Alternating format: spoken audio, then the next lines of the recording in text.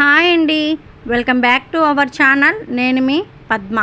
ఈరోజు రెసిపీ వచ్చేసి అల్లం చట్నీ అండి. మా హోటల్లో మేము ఎలా చేస్తామో అల్లం చట్నీ అనేది ఈ వీడియోలో మీకు చూపిస్తాను. చిన్న చిన్న టిప్స్తో అల్లం చట్నీ పర్ఫెక్ట్గా చేసుకోవచ్చు. ఇలా ఫస్ట్ టైం మన ఛానల్ చూస్తుంటే ప్లీజ్ అండి లైక్ చేయండి, సబ్స్క్రైబ్ చేయండి. మీ సపోర్టు ఎంతో అవసరం అండి. మీ సపోర్ట్ లేనిది ఏం చేయలేము కాబట్టి ప్లీజ్ సపోర్ట్ చేయండి. ప్యాన్ పెట్టుకొని ప్యాన్ హీట్ అయిన తర్వాత 1 టేబుల్ స్పూన్ దాకా ఆయిల్ అనేది వేసుకోండి. ఇలా ఆయిల్ వేసుకున్న తర్వాత ఎండుమిర్చి అండి. ఎండుమిర్చి ఇవి నేను 100 గ్రాములు తీసుకున్నాను. 100 గ్రాములు ఎండుమిర్చి బాగా ఈ మీడియం ఫ్లేమ్ మీద ఫ్రై చేసుకోండి. హై ఫ్లేమ్ మీద ఫ్రై చేసుకుంటే మాడిపోతాయి కాబట్టి సిమ్లో పెట్టుకొని ఫ్రై చేసుకోండి.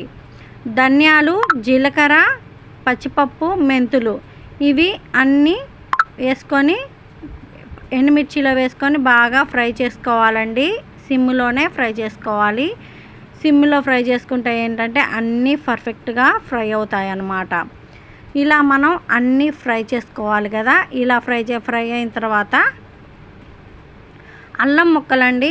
శుభ్రంగా అల్లం ముక్కలు అనేది కడుక్కొని క్లీన్గా ఇలా వేసేసుకోండి. ఇవి అనేది 100 గ్రాములకి అన్నీ 50 గ్రాములు అండి నేను వేసేది. 100 గ్రాములు ఎండుమిర్చికి 50 గ్రాములు అన్నమాట.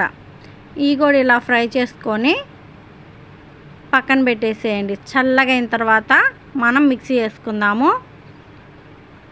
చల్లగా అయిందండి. ఇప్పుడు ఇవన్నీ మిక్సీ జార్లోకి వేసుకొని చింతపండు 50 గ్రాములు అండి నానబెట్టుకొని వేసుకోవాలి. ఇవి నేను ఒక్కరోజుకి కాబట్టి నేను నానబెట్టేసి వేసేసుకుంటున్నాను.